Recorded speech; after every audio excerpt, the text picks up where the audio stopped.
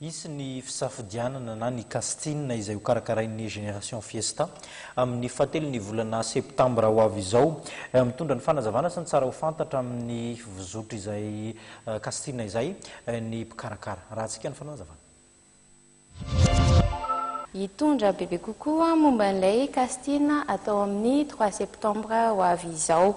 Tiako ihany mampafantatra inona moa zany le GFI na génération fiesta arak'izay anaran'izay dia mikarakara tambazotra anankiray miompana bebe kokoa amin'ny resaka fety fiesta moa zany. Ao dia misy mizara telo izy io, misy ny membre tsotra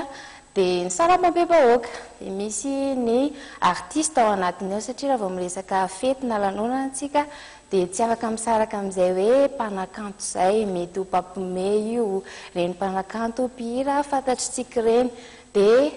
ny fahatelo farany dia ny ireo orinasa maro isan-karazany na ny organisateur. Dia izana nampivondron'ny GFI zany ireo zavatra rehetra ireo mba hanamora ny communication raha izay no asika ilazana azy.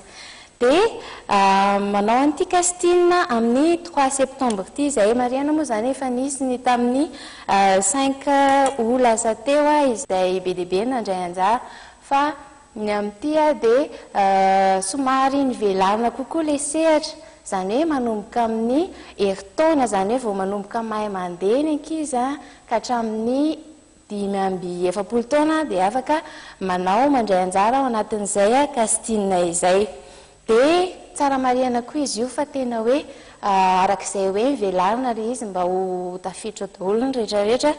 dia ny grande taille zany no afaka mandray anjara tsara mihitsy amin'io 3 septembre io. Ankoatr'izay dia mahasamy hafa amin'ity casting anankiray ity mihoatra n'ilay teo aloha dia tonga dia ny inscription zany tsy misy intsony ilay en ligne fa direct ao amin'ny vetable kady fotsy no misy formulaire izay fenoina zany ao dia ao tsika manontany andinindininy momba an'io casting io. Ankoatr'izay dia entanina be dia be mihitsy tsika satria fohy dia fohy ny fotoana ahafahana manao an'izay inscription izay dia teny izao zany afaka tonga dia mihazakazaka tsika makany amin'ny vetable satria voafetra foana moa zany mba tsy hisiany korotana dia voafetra ny olona ho raisinao anatin'izay casting izay. Amarana koa aza dia ity casting ity dia andraisana mannequin, hôtesse, hôte, actrice, acteur, animatrice sy ny sisa maro isan-karazany amin'io dia misokatra ho an'ny sarababem-bahoaka izy io fa tsisy hanavahana mihitsy dia misy hoe inona moa zany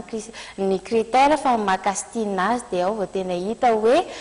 reto no voaray raha hitanay mahafeno ny fepetra izay efa petraka meloma mazava ho azy. Izay jury matianina amin'izay resaka izay moa no tonga ao hanao an'io casting io.